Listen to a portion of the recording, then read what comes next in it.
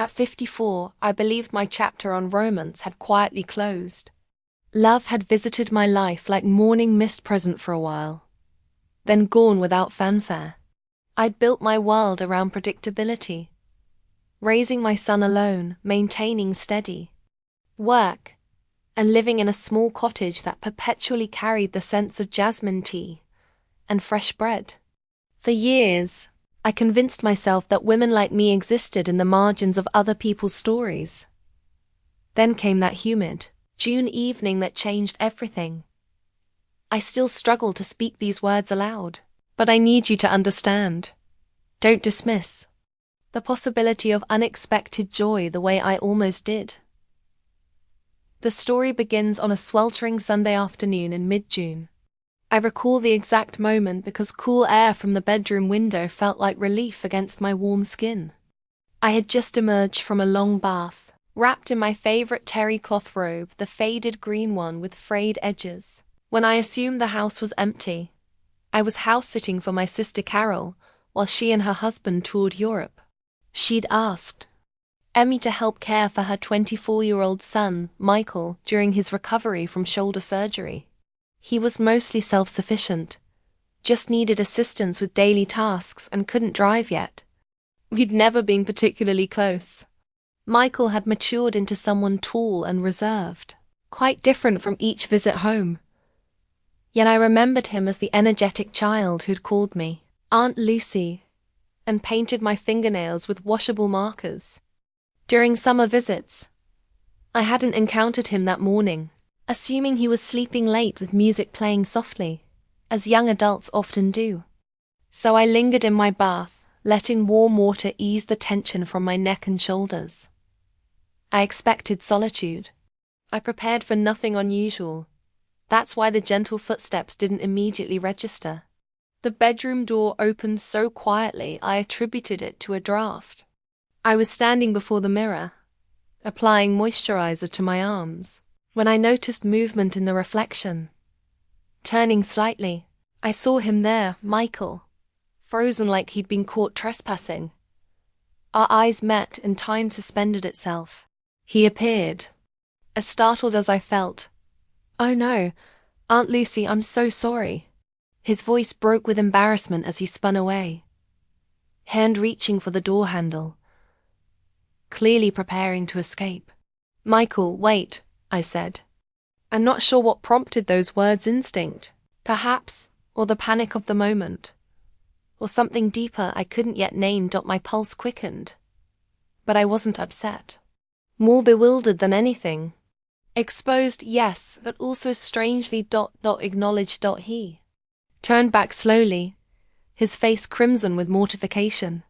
"I thought you were in the garden," he explained. "I needed my compression sleeve. It's in the dresser drawer. I never imagined anyone was here." I pulled my robe tighter and breathed deeply. "It's fine. I should have announced myself. We're both sorry." We remained there briefly, neither meeting the other's gaze directly. The awkwardness hummed between us, uncomfortable, but not hostile, delicate and unspoken. He stepped back into the room, still avoiding eye contact. "I can come back later." "No, let me get it for you," I offered, kneeling to open the drawer. My hands trembled slightly, and I felt self-conscious about my legs showing as I crouched. When I handed him the sleeve and looked up, our faces were suddenly much closer than anticipated. That's when it struck me. His eyes, so familiar yet transformed. Not the boy from my memories, not quite. There was a quiet maturity in them now, something that belonged to adulthood. He accepted the sleeve gently, his fingers grazing mine. "Thank you," he said, his voice deeper than before. I nodded but didn't retreat. Neither did he. "I remember when you used to spray me with the garden." "Ohs," he said, a slight smile emerging. "You'd laugh like it was the funniest thing in the world." "I thought you found me annoying back then," I replied, chuckling. "I never did," he said softly. "Not even close." The atmosphere between us grew dense, not dangerously so. but in a way that made me feel seen. It made me realize that perhaps I hadn't faded into everyone's peripheral vision as much as I'd assumed. Finally, I stepped back, giving him space. "Let's help you with that sleeve," I said, attempting to restore normalcy, to shake off the strange moment we'd shared. But as I assisted with the fastenings, our hands touching again, I wondered, had something fundamental shifted between us in those few unplanned seconds? Something had opened a passage I hadn't known existed, and I wasn't certain whether I wanted to seal it closed. That night, sleep eluded me. I lay in Carol's spare room, watching the ceiling fan rotate above me, my eyes following its hypnotic rhythm. I kept revisiting the bedroom encounter, the expression on Michael's face when he saw me, the tremor in his voice, how his fingers had lingered just slightly longer than necessary. It was innocent. It had to be. But something about it continued gnawing at my thoughts. It wasn't merely what occurred. It was my reaction. Not embarrassed, not offended, not angry, but noticed. Wanted, even. And that recognition brought guilt I wasn't prepared to acknowledge. Following morning, I kept busy in the kitchen, preparing breakfast and pretending everything was normal. I'd chosen a cardigan despite the heat, ensuring I was covered from collar to waist. I didn't trust myself not to overanalyze every detail. Michael entered, walking carefully, his hair tousled and eyes still soft with sleep. He looked at me, held the gaze just a moment too long, then reached for a coffee cup. "Good morning," he said. "Morning. How's the shoulder?" He rolled it experimentally. Stiff but improving. I nodded, stirring my coffee. "Tell me if you want to do those exercises. I can assist." He smiled faintly. "You're more patient than my physical therapist." That drew a small laugh from me. "I doubt that." He settled across from me at the small window table. "You've always been patient, even when I was difficult." "I never considered you difficult, just energetic." He tilted his head, studying me.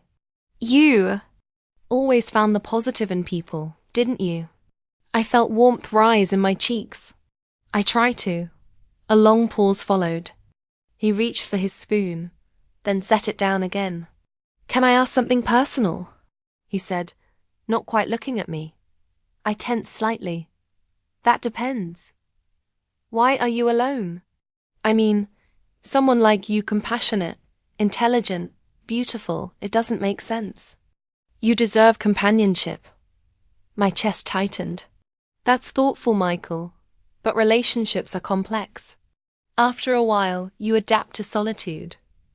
But do you want to be alone?" His voice was gentle, careful. I didn't answer immediately. I gazed out the window, watching wind play through the branches. Sometimes I do want companionship, but I've learned to keep those feelings quiet. Life becomes simpler when you stop expecting too much.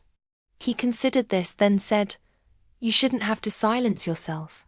You still have so much to offer." His words, so direct, cut deeper than he could have realized. Perhaps it was his tone, or the look in his eyes, but I felt something shift within me, something I thought I'd buried years ago. Later, I helped him through his physical therapy routine. He grimaced and muttered complaints, and I teased him about his inflexibility. At one point, I steadied his arm as he lay back on the mat, breathing through discomfort. "You're stronger than you realize," I told him, my hand resting on his wrist. He opened his eyes and looked up at me. "So are you." I swallowed hard and smiled down at him, trying to dismiss the moment like dust from my clothes. But it lingered. That evening, I found myself pausing in the hallway outside his room. I told myself I was checking if he needed anything medication. A snack, an extra pillow, but truthfully, I just wanted to hear his voice again. I knocked softly. "Come in." He was lying on his side, a book open against his chest, lamplight casting a warm glow across the room. "Everything all right?" I asked. He sat up slightly. Yes, just thinking. About what? You. The breath caught in my throat. I stepped inside, uncertain how to respond. Me? Today, yesterday. The way you look at me. I know I'm not imagining it. I hesitated in the doorway. Michael, I'm not trying to complicate things, he said quickly. But I need you to know that moment in the bedroom. It wasn't just me being careless. It meant something. To me, anyway. My heart pounded. I closed the door behind me, needing to muffle the sound of my own nervousness. I'm not sure what it meant, I admitted. But I haven't stopped thinking about it. His voice dropped to a whisper. Neither have I. We sat in silence. Nothing happened, not yet, but something had begun. Something gradual, delicate, and deeply unfamiliar. And for the first time in years, I didn't feel like a woman overlooked. I felt like a woman remembered. The next morning, everything seemed more vivid. Sunlight streamed through the kitchen window more brilliantly than usual. The air carried scents of coffee and orange blossoms, and my nerves were taut as piano wire. I couldn't stop replaying Michael's words from the previous night. How he'd looked at me, the weight of his confession, the honesty in his voice. Worse yet, I didn't want to stop thinking about it. I'd spent years convincing myself that certain boundaries were sacred, that attraction had an expiration date past a certain age, that unexpected feelings were merely loneliness masquerading as something deeper. Now, I wasn't sure. I heard the soft rhythm of Michael's careful footsteps as he moved down the hall. I was pouring orange juice when he entered the kitchen, wearing only a t-shirt and pajama pants that hung just low enough to make me glance away too quickly. He smiled gently. You're up early. So are you, I replied, my voice artificially light. He leaned against the counter, looking at me as if he could see through all my defenses. Didn't sleep well. I nodded. Me neither. We stood there, the refrigerator's hum filling the silence. I could feel his attention on me, but I couldn't meet his eyes yet. Can we talk? He asked, but I sighed softly. Haven't we been? No, he said, taking a small step forward. We've been circling around it. I need to know if you felt it too. There? It was no more pretending, no more evasion. I turned to face him completely. Michael, I did. And it frightened me. He nodded slowly, absorbing my words. Why? Because of our ages. Because I'm your mother's sister. Because people would judge. Because I've spent my entire life building walls to protect myself. And this is like wildfire consuming all of them. He moved closer. Maybe that's not entirely bad.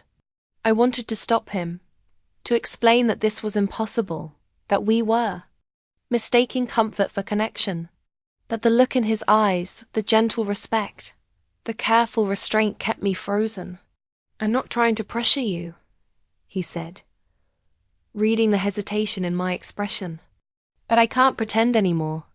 When I look at you, I see more than just Carol's sister.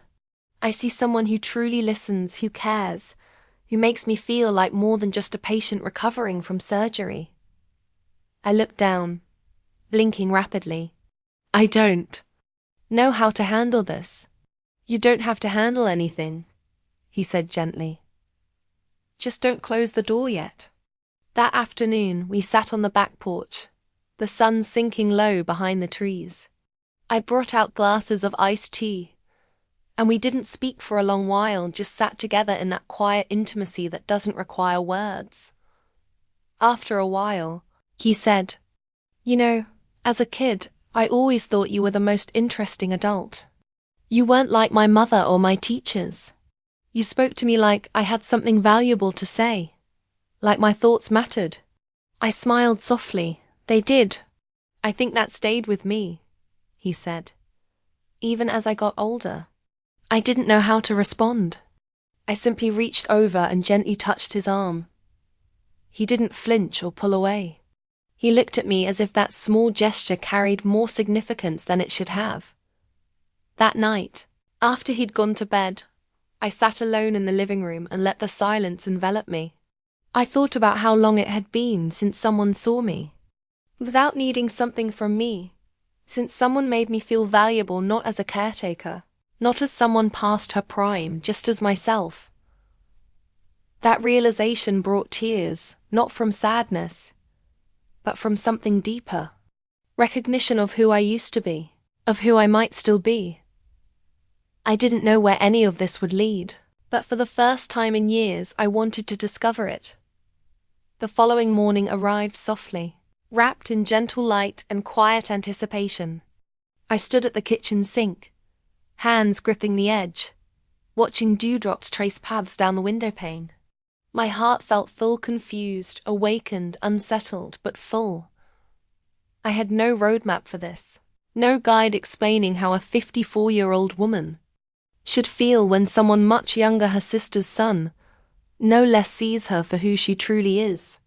Not just with admiration, but with something gentler, something dangerously close to affection. I heard the sound of Michael's movement behind me before he spoke. "Good morning," he said quietly. I turned. "Morning." His hair was still damp from showering. He wore a simple white t-shirt that fit him perfectly. He leaned against the counter across from me, his expression unreadable. "I've been thinking," he said, his voice steady but soft. "About this, about us." I exhaled a breath I hadn't realized I was holding. "Me too." "And?" he asked. I looked down at my hands. "I don't know what's appropriate, Michael. I've spent most of my adult life doing what made sense, what was expected. But this doesn't fit any category. It's complicated." He stepped closer. "But is it wrong?" That question settled in my chest like a weight. It wasn't simple to answer. I thought about Carol, about family, about the whispers that would follow if anyone discovered this. But I also thought about how long it had been since someone made me feel curious about life again. "No," I said finally. "It's not wrong, but it is fragile." Michael nodded. "Then let's handle it carefully. No rushing, no definitions. Just honesty." That word honesty grounded me. He extended his hand. I stared at it for a long moment before placing mine in his. It felt warm, steady. Not a leap, just a step. That afternoon we sat outside again, spring air alive around us. I asked him about his studies, his music, his plans after recovery. He asked about my dreams, whether I still had any. "I used to want to open a bookshop," I said with a laugh. "The kind with worn wooden floors and mismatched furniture where people stay too long." He smiled. "That sounds perfect. You should still pursue it." I met his gaze. "Maybe I will." Something within me was transforming gently, quietly, but completely. This wasn't fantasy or mistake or secret shame. It was a moment of my life that felt authentic, that reminded me I wasn't finished growing or loving or being loved in return. Evening, just as the sun disappeared behind the hills, Michael joined me in the hallway as I folded clean linens. His hand brushed mine as I handed him a towel. Our eyes met, and for a second, I thought he might kiss me. But he did single quotes T. instead. He rested his forehead lightly against mine. "I like who I am when I'm with you," he whispered. I closed my eyes. "I like who I'm becoming." We didn't need more than that. Not that night. The next morning, Carol texted that their flight was delayed and they'd return late. Michael and I had one more quiet day together. Nothing happened, not in the way someone might expect, but everything happened as I packed my bags that evening and we said goodbye. We made no grand promises, just a lingering look, a touch of hands, a shared truth. Driving home, I didn't feel guilt or regret. I felt awake, not because of what did or didn't occur, but because someone reminded me that I still mattered, that I could still be seen, still be desired, still be part of something real. So if you're listening and wondering whether it's too late for you, let me tell you, it isn't. Sometimes life surprises you in the smallest, most complicated ways.